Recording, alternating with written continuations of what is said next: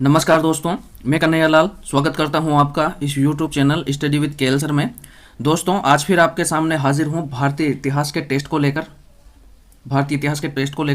दोस्तों, भारतीय इतिहास का टेस्ट है जो कि रीट लेवल 2, पटवारी, एसएससी, बैंक आदि सभी परीक्षाओं की दृष्टि से बहुत महत्वपूर्ण है। तो आप वीडियो को बिल्कुल भी स्किप मत कीजिए, वीडियो को अंत तक जरूर देखिए। दोस्तों, इस वीडियो में भारतीय इतिहास से संबंधित कुल 20 प्रश्न हैं जो बहुत महत्वपूर्ण है। अगर आप इन प्रश्नों में से 10 से ऊपर सही करते हो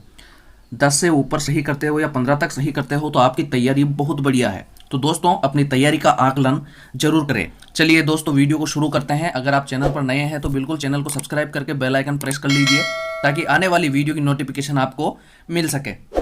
और दोस्तों, वीडियो अगर पसंद आए तो वीडियो को लाइक और शेयर जरूर करना है। दोस्तों, आपसे केवल यही सपोर्ट चाहिए कि आप वीडियो को लाइक और शेयर करें। चलिए दोस्तों, पहला प्रश्न है, विजयनगर साम्राज्य की पहली राजधानी हम्पी थी। इसकी दूसरी राजधानी कहाँ थी? विजयनगर, कांची, बेल्लोर, पेन्नोकोंडा। तो बताइए इस प्रश्न का सही उत्तर क्या है? दोस्तों, इस प्रश्न का सही उत्तर है विकल्प नंबर डी, पेन्नोकोंडा। दोस्तों, ये वेनुगोंडा है, ये वेनुगोंडा है। दोस्तों, जो विजयनगर साम्राज्य का रामराय तालिकोटा के युद्ध में पराजित हुआ था और उसके पश्चात रामराय के भाई तिरुमाल ने वेनुगोंडा को अपनी राजधानी बनाया था और विजयनगर साम्राज्य के अस्तित्व को बनाए रखा था। तो यहाँ पर विकल्प नंबर डी सही होगा, वेनुगोंडा, पेन्नोकोंडा। चलिए दोस्तों, अगला प्रश्न है प्रश्न नंबर 2। विजयनगर शासकों में से वह प्रथम शासक कौन था जिसने महाराजाधिराज की उपाधि धारण की? हरिहर, बुक्का प्रथम, बल्लाल देव, हरिहर प्रथम। तो बताइए इस प्रश्न का सही उत्तर क्या है? दोस्तों, इस प्रश्न का सही उत्तर होगा हरिहर द्वितीय। दोस्तों, यहाँ पर विकल्प में नहीं है, यहाँ पर सही उत्तर होगा हरिहर द्वितीय। दोस्तों, हरिहर द्वितीय जो शासक था, इसने महाराजाधिराज की उपाधि धारण की थी। 1377 ईस्वी में ये गद्दी पर बैठा था, संगम वंश का शासक था। चलिए दोस्तों, अगला प्रश्न है प्रश्न नंबर 3। अधोलिखित विजयनगर के शासकों में से किसने चीन में राजदूत भेजा था? हरिहर प्रथम, बुक्का प्रथम, हरिहर द्वितीय, देवराय द्वितीय। तो बताइए इस प्रश्न का सही उत्तर क्या है? दोस्तों, इस प्रश्न का सही उत्तर है विकल्प नंबर बी, बुक्का प्रथम। दोस्तों, जो बुक्का प्रथम हरिहर प्रथम की मृत्यु के बाद 1356 में बुक्का प्रथम सिंहासन पर बैठा था। इसने क्या है कि शासन का केंद्रीकरण किया था और जो विद्रोही सरदार थे, जो स्वतंत्र प्रवर्तक थे, उन पर नियंत्रण स्थापित किया था। तो जो बुक्का प्रथम था, इसने अपना एक राजदूत चीन में भेजा था। विकल्प नंबर 2 यहाँ पर सही होगा, बुक्का प्रथम। अगला प्रश्न है दोस्तों प्रश्न नंबर 4। निम्नलिखित विजयनगर राजाओं में से किसने मुसलमान लड़ाकों को सेना में भर्ती करना आरंभ कर दिया? हरिहर प्रथम, बुक्का प्रथम, हरिहर द्वितीय, देवराय द्वितीय। तो बताइए इस प्रश्न का सही उत्तर क्या है? दोस्तों, इस प्रश्न का सही उत्तर है विकल्प नंबर डी, देवराय द्वितीय। दोस्तों, जो संगम वंश का देवराय द्वितीय था, इसने अपनी सेना में मुसलमान लड़ाकों को भर्ती करना आरंभ कर दिया था। उन्हें मस्जिद बनाने की स्वतंत्रता भी इसने प्रदान की थी। और जो देवराय द्वितीय था, इसके दरबार में फारस का एक राजदूत अब्दुल रज्जाक भी आया था। इसके शासनकाल में विजयनगर की यात्रा पर अब्दुल रज्जाक आया था। तो यहाँ पर सही उत्तर है विकल्प नंबर 4, देवराय द्वितीय, जिसने सेना में मुसलमान लड़ाकों को शामिल किया। अगला प्रश्न है दोस्तों प्रश्न नंबर 5। प्रश्न नंबर 5 है, विजयनगर साम्राज्य में जिलों को क्या कहा जाता था? नाडु, खुर्रम, कोट्टम, जनपद। तो बताइए इस प्रश्न का सही उत्तर क्या है? दोस्तों, इस प्रश्न का सही उत्तर है विकल्प नंबर सी, कोट्टम। दोस्तों, जो कोट्टम है, ये विजयनगर साम्राज्य में जिलों को कोट्टम या वलनाडु कहा जाता था। कोट्टम या वलनाडु। तो विकल्प नंबर सी यहाँ पर सही हो जाएगा, कोट्टम। अगला प्रश्न है दोस्तों प्रश्न नंबर 6। निम्नलिखित शासकों में से किसने सर्वप्रथम जजिया, गैर मुसलमानों पर लगने वाला कर समाप्त किया था? जैनुल आबिदीन, शाह हुसैन शर्की, मोहम्मद बिन तुगलक, अकबर। तो बताइए इस प्रश्न का सही उत्तर क्या है? दोस्तों, इस प्रश्न का सही उत्तर है विकल्प नंबर 1, जैनुल आबिदीन। दोस्तों, जैनुल आबिदीन जो है कश्मीर का शासक था। और इसने जो जजिया है, गैर मुसलमानों पर लगने वाला कर, उसे समाप्त कर दिया था। तो यहाँ पर विकल्प नंबर ए हो जाएगा, जैनुल आबिदीन। इसे कश्मीर का अकबर भी कहा जाता है। अगला प्रश्न है दोस्तों प्रश्न नंबर 7। निम्नलिखित सुल्तानों में से किसका जैन विद्वानों से घनिष्ठ संबंध था? कुतुबुद्दीन ऐबक का, बलबन का, अलाउद्दीन खिलजी का, मोहम्मद बिन तुगलक का। तो बताइए इस प्रश्न का सही उत्तर क्या है?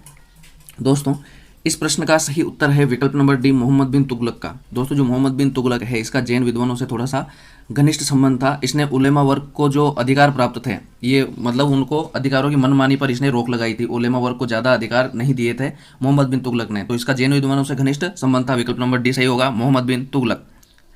अगला प्रश्न है दोस्तों प्रश्न नंबर 8। अधोलिखित विदेशी आक्रमणकारियों में से किसने सोमनाथ मंदिर की लूट की? चंगेज खां, अमीर तैमूर, महमूद गजनी, मोहम्मद गौरी।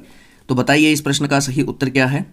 दोस्तों इस प्रश्न का सही उत्तर है विकल्प नंबर सी, महमूद गजनी। महमूद गजनी ने सोमनाथ मंदिर की लूट की थी। दोस्तों महमूद गजनवी ने भारत पर 11वीं सदी के आरंभ में 1000 से 1026 ईस्वी के बीच भारत पर 17 बार लगभग आक्रमण किए और इसका जो है सबसे महत्वपूर्ण आक्रमण सोमनाथ मंदिर पर ही था जो काठियावाड़ गुजरात में बना हुआ है। तो यहाँ पर विकल्प नंबर सी होगा, महमूद गजनी। अगला प्रश्न है दोस्तों प्रश्न नंबर 9, निम्नलिखित में से कौन सा एक अष्टभुजाए मकबरा है? अष्टभुजीय मकबरा है। सिकंदर लोदी का मकबरा, बलबन का मकबरा, गयासुद्दीन तुगलक का मकबरा, फिरोज शाह तुगलक का मकबरा। तो बताइए इस प्रश्न का सही उत्तर क्या है? दोस्तों इस प्रश्न का सही उत्तर है विकल्प नंबर ए, सिकंदर लोदी का मकबरा। सिकंदर लोदी का जो मकबरा है वो अष्टभुजीय है, यानी अष्टकोणीय मकबरा है सिकंदर लोदी का मकबरा। चलिए दोस्तों अगला प्रश्न है प्रश्न नंबर 10, सल्तनत काल के किस सुल्तान ने सर्वप्रथम सिंचाई कर का प्रारंभ किया? अलाउद्दीन खिलजी, मोहम्मद तुगलक, महमूद तुगलक, गयासुद्दीन तुगलक, फिरोज तुगलक। तो बताइए इस प्रश्न का सही उत्तर क्या है? दोस्तों इस प्रश्न का सही उत्तर है विकल्प नंबर डी, फिरोज तुगलक। दोस्तों तुगलकों में जो फिरोज तुगलक था, फिरोज तुगलक ने सिंचाई कर आरंभ किया था। दोस्तों जो किसान शाही नहरों से पानी लेते थे उन्हें सिंचाई कर देना पड़ता था और सिंचाई कर जो है फसल का 1/10 भाग होता था।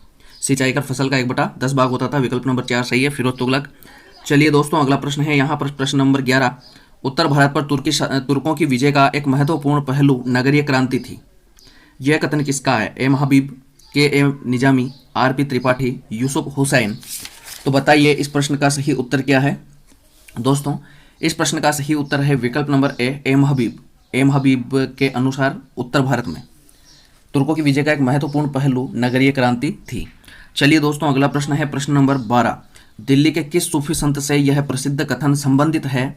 हनूज दिल्ली दूर अस्त, यानी अभी दिल्ली दूर है। निजामुद्दीन औलिया, शेख सलीम चिश्ती, बख्तियारुद्दीन काकी और मोहम्मद गौस। तो बताइए इस प्रश्न का सही उत्तर क्या है? दोस्तों इस प्रश्न का सही उत्तर है विकल्प नंबर ए, निजामुद्दीन औलिया। निजामुद्दीन औलिया से संबंधित है कि दिल्ली अभी दूर है। बंगाल अभियान के समय सुल्तान गयासुद्दीन तुगलक का अंतिम सैन्य अभियान था, जो बंगाल का अभियान था। लौटते समय उसने जो है सूफी संत निजामुद्दीन औलिया को संदेश भिजवाया कि वह दिल्ली छोड़ दे। तब निजामुद्दीन औलिया ने कहा था कि दिल्ली अभी दूर है। तो यहाँ पर विकल्प नंबर ए, निजामुद्दीन औलिया सही आएगा। अगला प्रश्न है दोस्तों प्रश्न नंबर 13, निजामुद्दीन जुनैदी प्रसिद्ध वजीर था इल्तुतमिश का, बलबन का, नासिरुद्दीन महमूद का, अलाउद्दीन खिलजी का।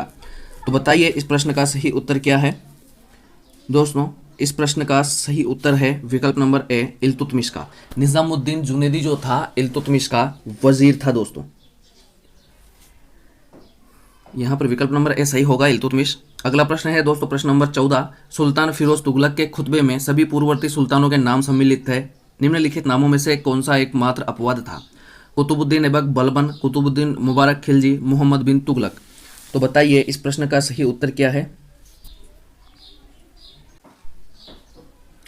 दोस्तों इस प्रश्न का सही उत्तर होगा विकल्प नंबर एक, कुतुबुद्दीन ऐबक। कुतुबुद्दीन ऐबक यहाँ पर सही होगा। दोस्तों फिरोज तुगलक ने अपने राजत्व सिद्धांत के अंतर्गत खलीफा की प्रधानता को स्वीकार किया था, उसकी अधीनता को स्वीकार किया था।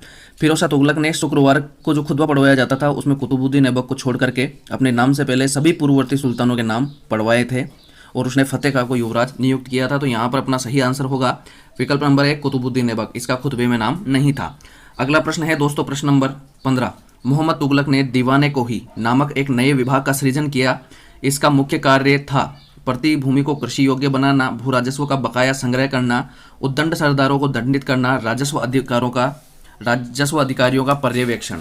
तो बताइए इस प्रश्न का सही उत्तर क्या है? दोस्तों इस प्रश्न का सही उत्तर है विकल्प नंबर ए, प्रति भूमि को कृषि योग्य बनाना। जो दीवाने कोही था वो कृषि से संबंधित था, प्रति भूमि को कृषि योग्य बनाना सही आंसर होगा यहाँ पर। चलिए दोस्तों अगला प्रश्न है प्रश्न नंबर 16, सूची 1 को सूची 2 से सम्मिलित कीजिए और कोड का सही चयन कीजिए। अल बरूनी, तारिक ए फखरुद्दीन मुबारक शाही, एनल मुल्क मुल्तानी, खजान उल फतू, अमीर खुसरो, इंशा ए महरू, फखरे मुदाबिर, तारिक ए हिंद। तो यहाँ पर सही उत्तर सही कोड का चयन करना है। ए में 1 2 3 4, बी में 4 3 2 1, सी में 1 3 2 4 और डी में 2 1 4 3। तो बताइए इस प्रश्न का सही उत्तर क्या है? दोस्तों इस प्रश्न का सही उत्तर है विकल्प नंबर बी 4321। यहाँ पर सही होगा। अलबरूनी का तारिक ए हिंद, एन मुल्क मुल्तानी का इंशा ए मेहरू, अमीर खुसरो का खजाइन उल फुतू और फ़क्र मुदाबिर का तारिक ए फ़खरुद्दीन मुबारक शाही। इस प्रकार से यहाँ 4321 अपना सही आंसर होगा। चलिए दोस्तों, अगला प्रश्न है प्रश्न नंबर 17।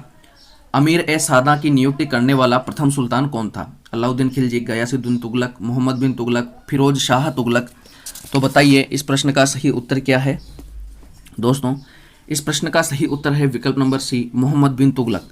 दोस्तों, अमीर ए सादा की नियुक्ति मोहम्मद बिन तुगलक ने की थी। यह सल्तनत का प्रथम सुल्तान था जिसके द्वारा अमीर ए सादा की नियुक्ति की गई। एक शहर या 100 गांवों के शासन की देखभाल अमीर ए सादा नामक अधिकारी करता था। 100 गांव, एक शहर या 100 गांवों की देखभाल के ऊपर जो अधिकारी था वो अमीर ए सादा था। तो यहाँ पर मोहम्मद बिन तुगलक सही होगा। अगला प्रश्न है प्रश्न नंबर 18। निम्नलिखित में से क्या सिकंदर लोदी से संबंधित नहीं है? भू राजस्व निर्धारण हेतु भूमि मापना, एक अनुवाद विभाग की स्थापना, अन्न पर से कर समाप्त करना, बहलोल लोदी के राजस्व सिद्धांत का अनुसरण करना। तो बताइए इस प्रश्न का सही उत्तर क्या है? दोस्तों, इस प्रश्न का सही उत्तर होगा विकल्प नंबर डी, बहलोल लोदी के राजस्व सिद्धांत का अनुसरण करना। दोस्तों, जो सिकंदर लोदी है इसने राजस्व सिद्धांत का ज़्यादा अनुसरण नहीं किया था। यह अपने गुरु अमीरों के साथ कालीन पर बैठता था और अमीरों को मनसद ए अली पुकारता था। तो यहाँ पर जो राजस्व सिद्धांत है वो थोड़ा ढीला पड़ गया था सिकंदर लोदी के समय। तो बहलोल लोदी के राजस्व सिद्धांत का अनुसरण नहीं किया था। ये यहाँ पर सही आंसर होगा। चलिए दोस्तों, अगला प्रश्न है प्रश्न नंबर 19। निम्नलिखित में से कौन सा सही सुमेलित है? बर्बक लेखा, मुशर्रिफ गुप्तचर, मुतसर्रिफ शाही कारखाना और बरीद दरबारी शिष्टाचार। तो बताइए इस प्रश्न का सही उत्तर क्या है? दोस्तों, इस प्रश्न का सही उत्तर है विकल्प नंबर सी, विकल्प नंबर सी, मुतसर्रिफ शाही कारखाना यहाँ पर सही आंसर होगा। मुशर्रिफ ये राज्य की आय व्यय का लेखा जोखा रखता था। जो बरीद है वो गुप्तचर विभाग का प्रधान अधिकारी होता था। जो बर्बक है यह दरबार के शान शौकत एवं रस्मों की देखरेख करता था। और मुतसर्रिफ शाही कारखानों का महानिदेशक मुतसर्रिफ कहलाता था। शाही कारखानों का मुतसर्रिफ कहलाता था। तो यहाँ पर विकल्प नंबर सी अपने सही हो जाएगा, मुतसर्रिफ शाही कारखाना। चलिए दोस्तों, अगला और आखिरी 20वां प्रश्न। उससे पहले अगर आपने वीडियो को अभी तक लाइक नहीं किया है तो वीडियो को लाइक और शेयर कर दीजिए। 20वां प्रश्न है दोस्तों, सुल्तान महमूद की भारत विजय का मुख्य उद्देश्य क्या था? धर्म प्रचार, साम्राज्य विस्तार, धन संग्रह, इनमें से कोई नहीं। तो बताइए इस प्रश्न का सही उत्तर क्या है? दोस्तों, इस प्रश्न का सही उत्तर होगा विकल्प नंबर सी, धन संग्रह। दोस्तों, महमूद जो खिलजी था, सुल्तान महमूद गजनवी, जो महमूद गजनवी था उसने भारत में मंदिरों पर आक्रमण किए वगैरह किया। तो जो महमूद गजनवी था उसका मुख्य उद्देश्य धन संग्रह करना था। तो विकल्प नंबर सी यहाँ पर सही आंसर होगा। चलिए दोस्तों, आज के लिए इतना ही। मिलते हैं जल्दी ही नए वीडियो में नए टेस्ट के साथ। तब तक के लिए नमस्कार।